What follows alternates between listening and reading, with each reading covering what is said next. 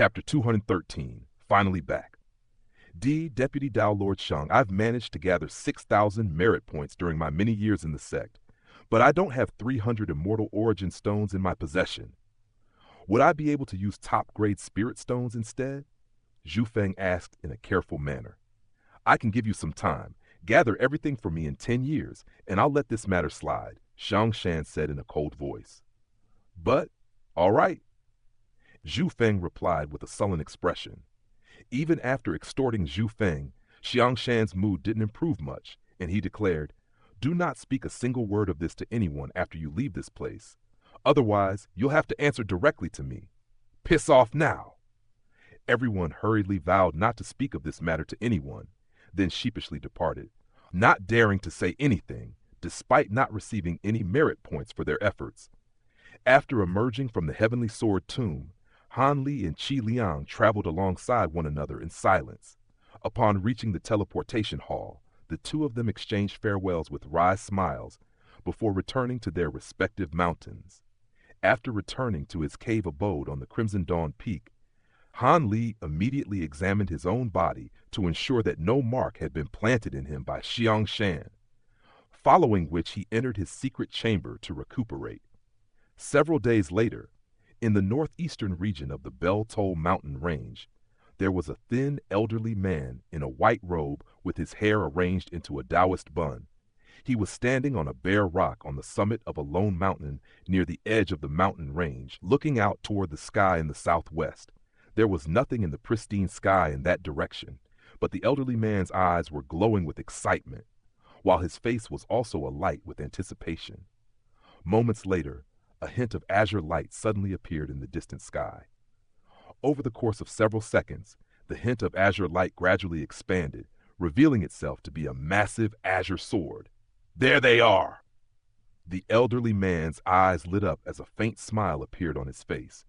In the next instant, the elderly man released his aura without any further concealment, revealing his early true immortal stage cultivation base in its full glory. He was originally an itinerant cultivator residing on an island outside of the ancient Cloud continent, and he had only recently arrived near the Bell Toll mountain range. His plan was to rest for a few days on this lone mountain, but while meditating, he detected a peculiar flying sword with an aura comparable to that of an immortal treasure flying rapidly toward him. As a proficient sword cultivator himself, the elderly man could sense that the flying sword seemed to have no owner, and he was immediately driven by his greed to try and intercept the sword. As the flying sword continued to approach, the elderly man rose up into the air as a streak of dazzling white light, hurtling directly toward the sword. Even though the giant sword formed by the azure bamboo cloud swarm swords wasn't being controlled by Han Li, it still put up instinctive resistance as lightning began to crackle over its surface. The elderly man paid no heed to this as he reached out toward the hilt of the giant sword with both hands enveloped in spiritual light. All of a sudden, a burst of piercing golden light erupted from the giant azure sword alongside a thunderous boom, and countless serpentine arcs of golden lightning sprang forth in a frenzy, encompassing the entire area in a radius of several hundred feet. An airtight ball of golden lightning instantly took shape, and a blood-curdling howl rang out from within. Immediately thereafter, the ball of golden lightning vanished, and a charred black corpse that was releasing a plume of white smoke fell out of the sky. Even before it had a chance to land on the ground, it was blown into black dust by the wind and scattered in all directions. As for the giant azure sword, it split up again into 72 flying swords amid a flash of light before descending into a valley down below, seemingly having overexerted itself. 2 months later, an azure-robed young man appeared above an extremely secluded snow-covered valley on the northeastern outskirts of the Bell Toll mountain range. The man slowly descended into the valley, and it was none other than Han Li, who had tracked the azure bamboo cloud swarm swords all the way here, thanks to his spiritual connection with them. He was concerned about Xianxia conducting surveillance on him, so he had spent the entire first month after returning to his cave abode cultivating in his secret chamber. Sure enough, Xianxia didn't gloss over any potential suspects. and he had even sent people to Han Li's territory in secret, presumably to conduct surveillance on him. It was most likely the case that all of the other elders, including Moshe, had received the same treatment, and all of them had no choice but to turn a blind eye to this in order to avoid arousing further suspicions. Only after verifying that he was no longer under Xianxia's scrutiny did Han Li leave the Crimson Dawn Peak in secret before arriving here. Following his descent into the valley, he immediately flew over to a green pond at the end of the valley before drawing to a halt. He swept his gaze over the pond to find that its surface appeared to have been quite tranquil, but in reality, there were countless tiny streaks of sword chi surging within it. As a result, any rocks, leaves, or pieces of wood that fell into the pond were instantly shredded into countless pieces. Han Li knew that the azure bamboo cloudsworm swords were in this pond, and he immediately summoned them to come out. A string of splashes rang out, as the originally tranquil surface of the pond instantly began to churn like boiling water, following which the 72 flying swords flew out one after another, then circled around in the air momentarily before flying toward Han Li. A faint smile appeared on Han Li's face upon seeing this. The flying swords were all glowing with azure light as they danced joyfully around him like elated children while ringing incessantly. "You're all finally back!" Han Li exhaled as he raised a hand to stroke the flying swords one by one, as if they were the shoulders of old friends, and countless emotions welled up in his heart as he felt their familiar, yet also slightly unfamiliar auras. Due to the fact that the flying swords had absorbed the pure sword essence of several hundred powerful flying swords, their auras had naturally been significantly elevated. However, as a safety precaution, Han Li unleashed a secret technique to conceal their auras rather than testing out their powers right away. After making sure that no one else would be able to detect the flying swords, he carefully stowed them into his own body one by one. Back in the mortal realm, he only had 2 flying swords taken from him by an elder devil, and he was already ecstatic upon recovering them, so he was naturally even more elated to have recovered a whole set of 72 lost flying swords. As for the significant increase in power experienced by the flying swords, that was just an added bonus. Shortly thereafter, Han Li returned to the Crimson Dawn Peak without alerting anyone, and as soon as he returned, he immediately instructed Meng Yongui to gather everyone. Inside a certain hall in the courtyard, the 10 servants bowed in unison as they greeted, "We pay our respects to Elder Li. Over these past years, all of you have kept my cave abode in good order and haven't fallen behind in your cultivation either, and that's quite commendable. Yongui, take these pills and split them with everyone," Han Li said with his hands clasped behind his back.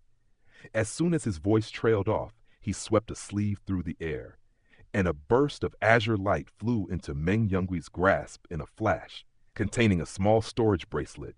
Meng Yongui and the others were ecstatic to see this, and they immediately extended another collective bow of gratitude.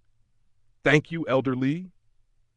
Han Li didn't often appear before them, but whenever he did, he would always bestow upon them some pills that were extremely beneficial for the cultivation of core formation cultivators, for which they were extremely grateful. In particular, Meng Yongui had successfully manifested a nascent soul during this time and became a nascent soul cultivator. "From this day forth, I'm going into seclusion, and the Crimson Dawn Peak will be shut off for some time. I'm going to be activating all of the restrictions, and I won't be seeing any guests," Han Li instructed. Meng Yongui and the others hurriedly gave affirmative responses upon hearing this. "Sun Buzhang, you'll be responsible for overseeing matters in the cave abode during my seclusion," Han Li said.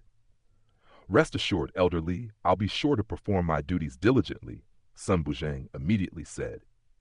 "Yongui, you possess the highest cultivation base out of everyone, so I'm going to give you a mission. Go out and search for rare and exotic spirit plants and seeds or seedlings for me.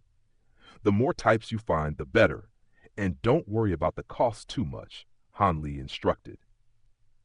Meng Yongui faltered slightly upon hearing this, then immediately accepted the order. Han Li flipped a hand over to produce a storage treasure that he handed to Meng Yongui as he continued.